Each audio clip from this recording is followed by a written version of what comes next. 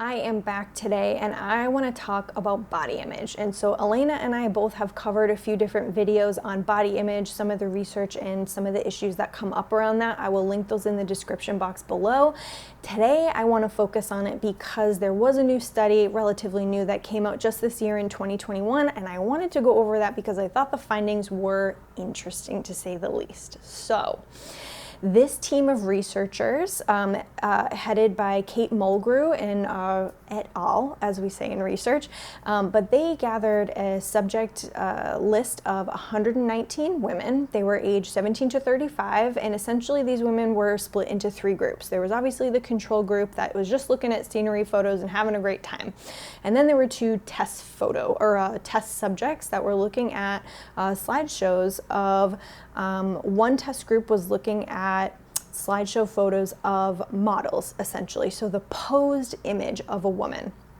And the other test group was looking at what we think of traditionally as fitspiration photos, right? So the woman in action, exerting her power, looking amazing, doing burpees, whatever.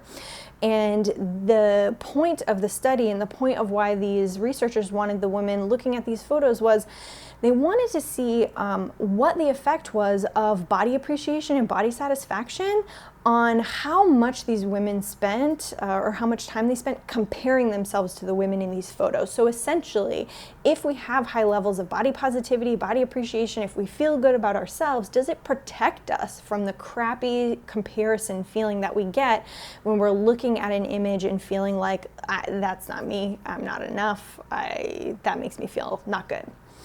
And so what they found in looking at the two groups was that neither was protected by better feelings about their own body. So no matter how much body appreciation they have, body satisfaction they have, both groups of women, whether they were looking at stereotypical model type photos or whether they were looking at like fitspiration type photos, both women equally engaged, or both sets of women equally engaged in social comparison, that feeling of not enoughness. And what was interesting in this study was that, in particular, the fitspiration group suffered more or experienced more social comparison. And one of the things the researchers suggested was that was potentially because the fitspiration type photo presumably could be more attainable, right, if that person just exercised enough. So essentially what these researchers were considering is that just working on body positivity alone may not be helpful in really overall improvement in body image. What seems to also be important, and we can look at this ideally in future studies that are examining this topic too, is that we also have to eliminate the things that are making us feel bad. So one will not outweigh or cover the other. It really has to be body image and body satisfaction work, and it also has to be removing diet culture type stuff from our life to the best of our ability.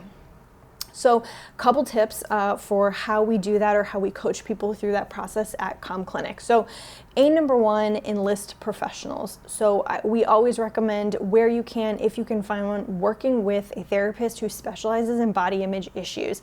This person might also specialize in disordered eating issues, and that might be kind of their first issue that they say that they specialize in. You do not have to have a diagnosed eating disorder to work with these folks. Those are just typically the type of people who are going to be more adept at dealing with these issues with you.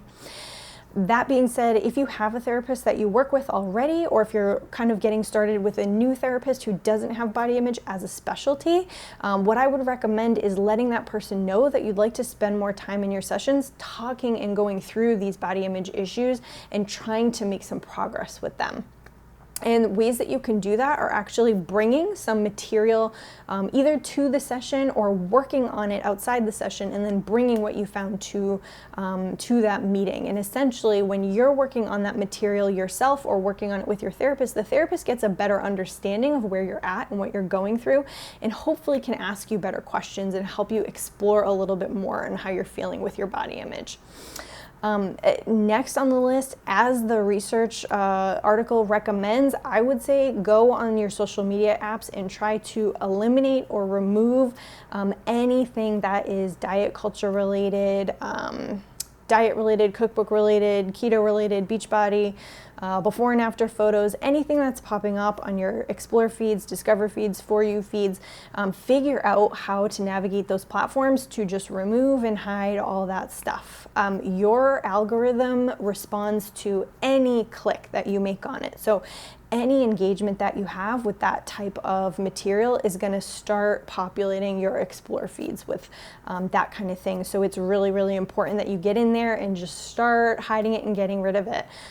You would also do well to go through your whole social media following list and just hide, remove, unfollow, unfollow any of those accounts that you've kind of pulled in when you're in that poor body image place, really feeling like, oh my gosh, I need all the resources in the world, I have to lose all the weight, I have to do all the things, I need to be perfect with my body. Find all those accounts that you follow when you were having those difficult moments and just get rid of them. Consider deleting your social media altogether. It's crazy, but I said it. I said what I said. The other option that you could do is delete it for a certain amount of days or only re-download it back to your phone at certain times during the day or during the week.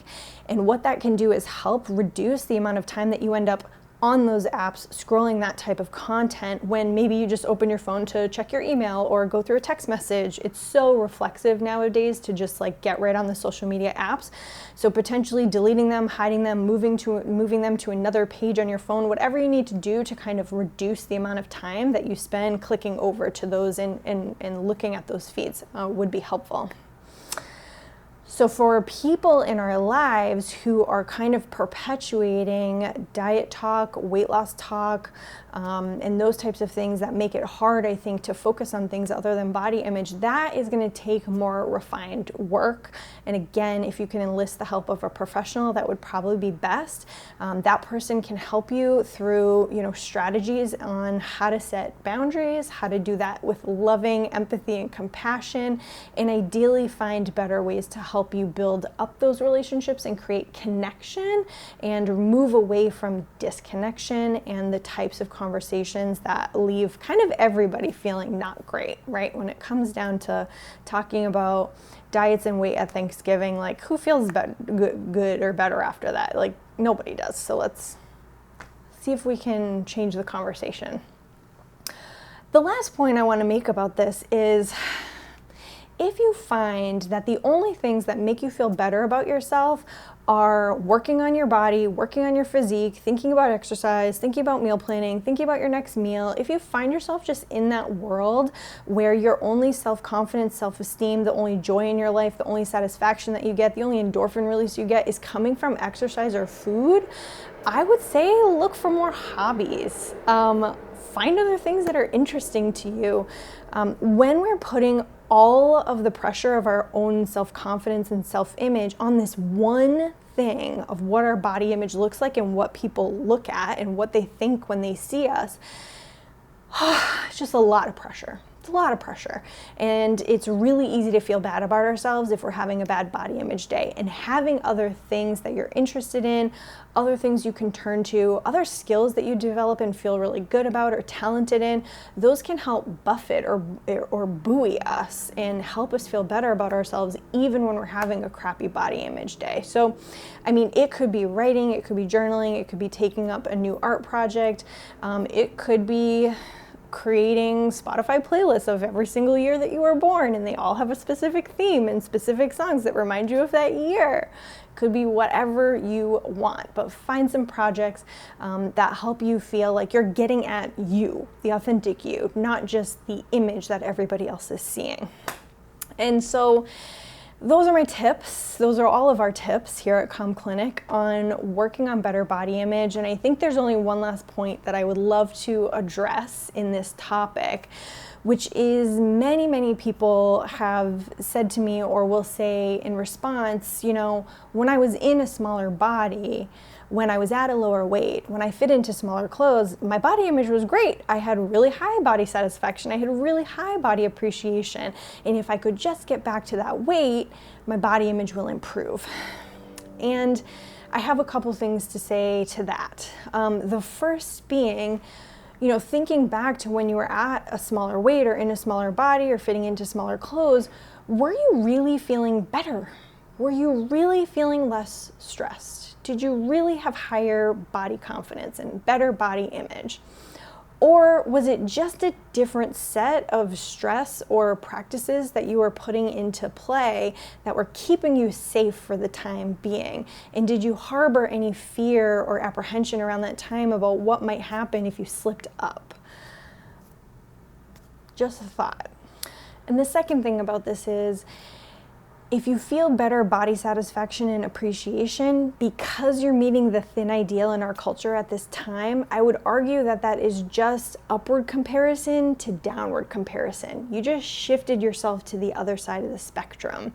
And if you're still harboring feelings or fears that people in larger bodies are not healthy enough, they don't exercise enough, they don't eat well enough, they are lazy or not motivated, or any other negative stereotype you could think of, or if you think about yourself in a larger body with any of those qualifications or stereotypes, I would argue that you haven't really transcended the issues of body image in our culture right now. So just some food for thought. Consider that overcoming body image issues might be a little bit more than just losing weight and feeling good again. It might take a little bit more work than that. So I hope some of the tips that I've covered will help get you on the path towards that, or kind of continue you on in your journey.